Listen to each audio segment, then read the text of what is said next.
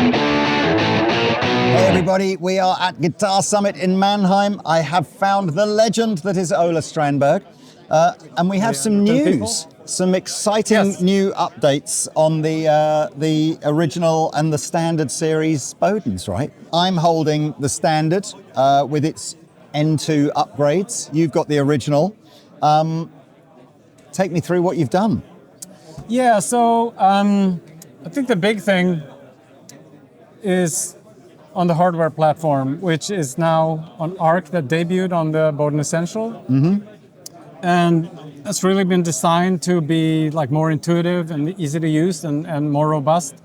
You can intonate strings under full string tension, etc. So small locking screw, and then you insert the same key and you move everything around. Could you not do? You couldn't do intonation under string tension on the old model then? Correct. Yeah. Right. To, like loosen the string to do that. Yeah. And there's also the way that things line up. There's a visual cue for when it's like right, and if something's out of whack, you know it's wrong. Right. Okay. So we just try to make it like more intuitive for people to use.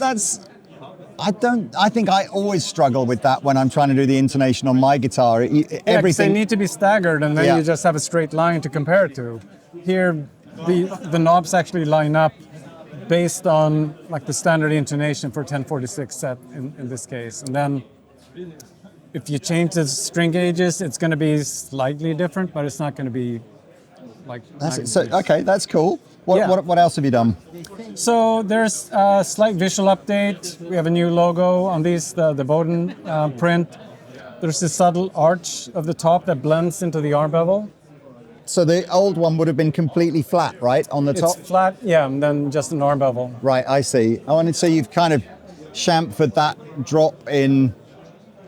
Was that? Yeah, I mean, I love that. This subtle arch. See, you do everything normally for a scientific ergonomic reason as opposed to just a straight visual one. Yeah. So what's the arch top then? Is this visual or is this still a striving sort of ergonomic thing? It's a little bit of both. It started as a visual project, but it's turned into an ergonomic project as well. Because this subtle bevel here is, like early player feedback. It's just more comfortable to play. Mm-hmm. It gives more natural resting room for the palm of my hand, and I think also the ARC hardware design kind of contributes to that. It's not that the previous iteration was uncomfortable, but this kind of takes it to the next level.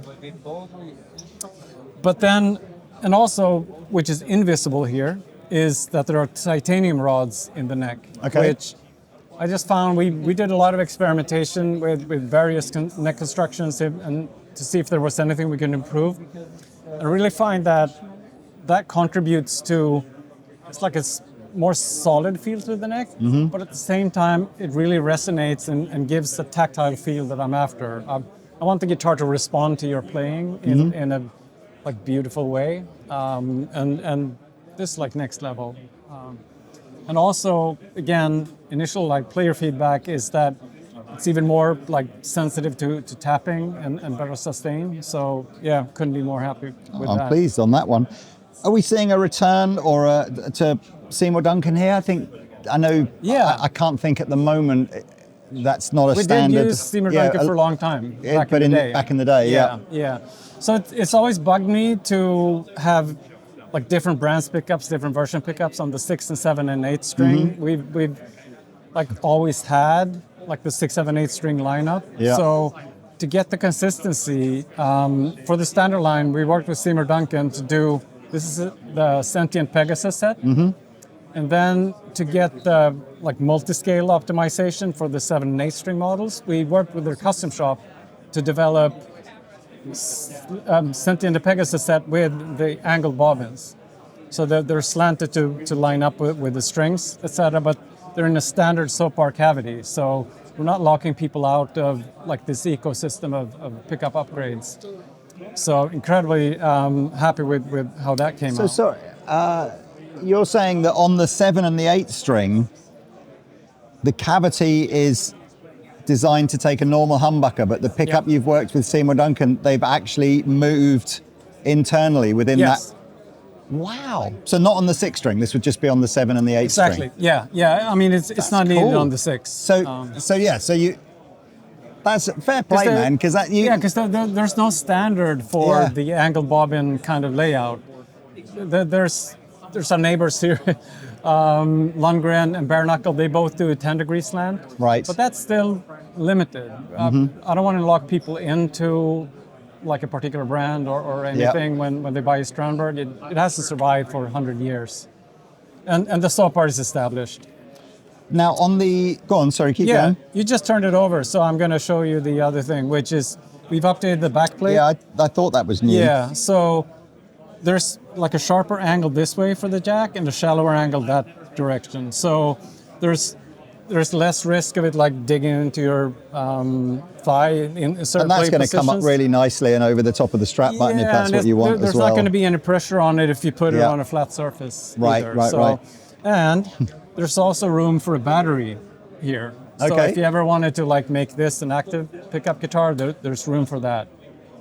Which brings us to... You just think of everything. It's, I tell you now, and I was just with an acoustic guitar manufacturer from the Czech Republic who again is really thinking about everything that's traditional about guitar design and going, there has to be another way to do this. And it's not just a visual thing, it's a practical thing. Yeah. I think you leave other electric guitar manufacturers in your dust when it comes to just thinking like that.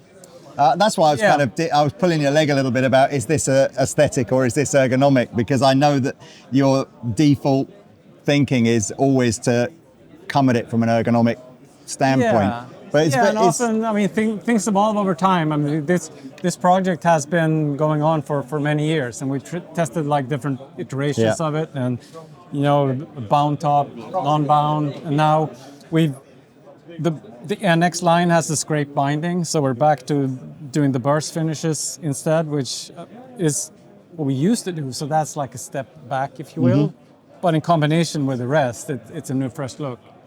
It looks great. But what I wanted to mention about the backplate is that, so I'll get to the pickups very soon, but since we're talking about the backplate, so the original line would actually ship with that same backplate and the conventional 9-volt battery inside, but we can now have as an upgrade rechargeable battery pack inside here. So you just plug in, this is not micro USB, which is the reason it's not launched yet. We're still waiting for the USB-C version. But that's just another cool playability enhancing idea. And again, if you wanted to change this one to passives, you're not going to have like an extra ugly battery box dangling around. So just want to design for versatility and longevity. No, that's very cool. But yeah, I do want to mention the pickups because as much, I mean, these were like a standard voice pickups, but in new configurations. But here we did a lot of work with legendary pickup designer Michael Frank a number of years ago, and then he passed away. So we couldn't really like finish that. But we always thought that there's like a DNA in a Strandberg guitar that's always there. There's like a Strandberg characteristic that we really wanted to like design a pickup that would really complement that and make the most of it. And that's what we set out to do with Michael. And now, to achieve the same thing, we built pickups on the Fishman Fluence platform. So we call these powered. I just noticed this. Yes. So there's your, okay. Yeah, so there's a slight Strandberg it's very cool. Visual cues. Yeah. Obviously, again, angled. There were also radius to match the top. And we did these small bevels. This is the sign. But I guess a little bit ergonomics. I think that's very cool, man. And these are voiced now, so the original voice is like the Michael Frank original voicing. Super versatile, and what a powered pickup allows us to do is when you pull this out into the metal voicing, you don't just get a different character, but you also get like a boost in volume. So it has a little more drive, a different character, and roll off the volume to compensate, and you also have actually great jazz tone. So again, just super versatile. And then on the second and fourth position, it's a third voicing, which is like a single coil voicing, but doesn't have the same drop in volume as if it was actually like a single coil switch. I don't know if we need to get a close up on that. I love the fact that you've literally just beveled the edge of it, you know, so I guess, again, if you're playing palm muting stuff, you haven't got like a sharp or, you know, like a heavy edge on the side of the pickup. Yeah. That's so Ola. It's, I should also say as well, I spoke to Gemma the other day, who did the physiotherapist who did the play without pain thing. She wanted to say she's had over 800 requests for the exercise notes that she did for how to, you know, I know. So if you haven't seen that video, again, Ola very kindly collaborated with Andertons and a local physiotherapist in Guildford to do a seminar called Playing Without Pain.